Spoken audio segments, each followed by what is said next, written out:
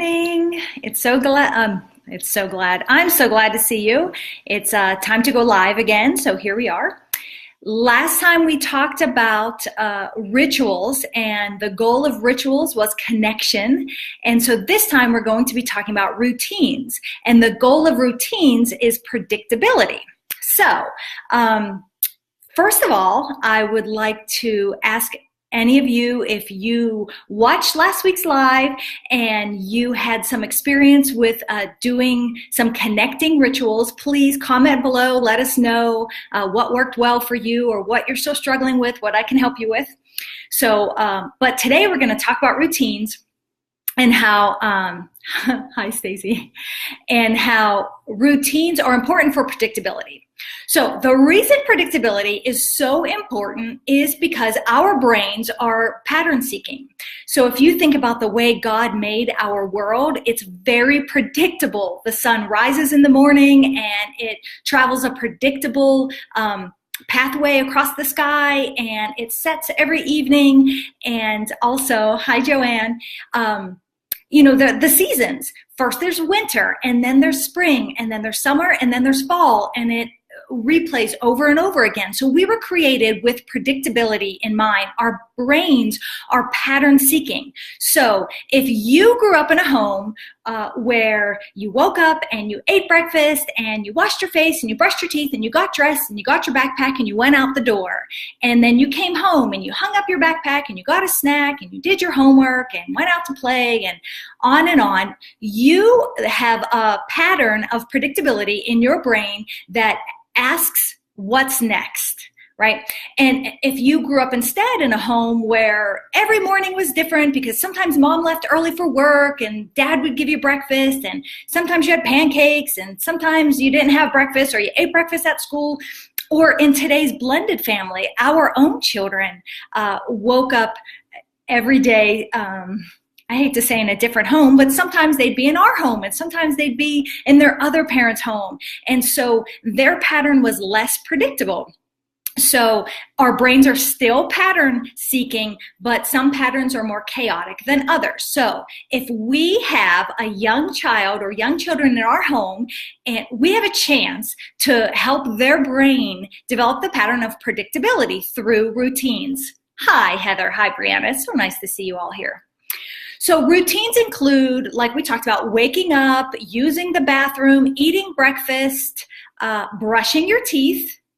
Yeah, it was hard, Jill. Thanks. Getting shoes on to leave. And isn't that the funniest, right? Our children could find the littlest bit of onion in anything that we were eating and pick it out. But when it was time to find their shoes to leave, you know, they couldn't find them anywhere. So those are all routines. Getting ready for bed, reading a story, lights out, those are routines. We also know that young children literally think in pictures, and that's why we want to give them a visual image when we give them a direction. So if we say, stop that, or even stop hitting your sister, the picture they have in their mind is hitting their sister. Or stop jumping on the couch. The picture they have in their mind is jumping on the couch. So because they think in pictures, we want to give them a picture of exactly what to do. So even something as simple as go brush your teeth by putting the toothpaste on the toothbrush and going like this. Obviously with the young children, we help them brush their teeth, but you understand what I'm saying. So I'm going to show you a book that I made for Gabriel when he was 2, and I have his permission to show you my cute little Gabriel book. So this is a book that I made for him so we could practice routines and predictability, and also because he really and I really struggled with nighttime routines. Basically, he wouldn't stay in his bed. So time for bed. So we made this together, and then we would read it together. So, sorry. When it's time to go to sleep, Gabriel puts his toys away. And Gabriel was often naked, so I put that appropriate cover there for y'all. He gets clean in the bathtub. Ooh, sorry about the lighting there, y'all. Mommy brushes his teeth. Then we dry him off with a towel. Gabe helps Mama put lotion on his skin. And is that cracking you up, all that lotion on his hand? Yeah, he liked to help with that. No sensory issues there. Mama gives Gabe a dry diaper. Gaby puts his pajamas on his body. Sometimes Mama reads to Gaby, and sometimes Gaby reads to himself. He really liked that one. Then it's time for prayers. Good night, Gaby. I love you. And he looks real sleepy there, right? So that was part of our book about nighttime predictability routines. It didn't work like, I'm not talking that this is a magic pill. It certainly isn't, but it helped us be more successful because we followed that routine.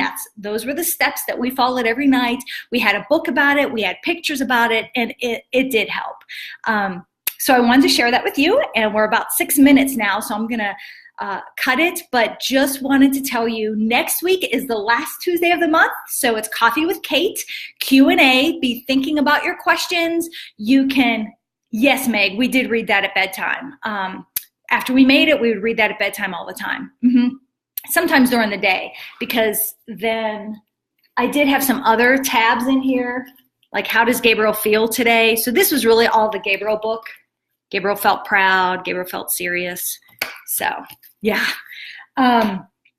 So next week is Coffee with Kate. Come with your questions. I have had a lot of questions about setting limits on children's behavior. So I'm going to open up the Q&A next week with talking about that, how to set appropriate limits, how to follow through with those limits. So if you know any moms who would be interested in joining our group and hearing these videos, they can, please invite them to join.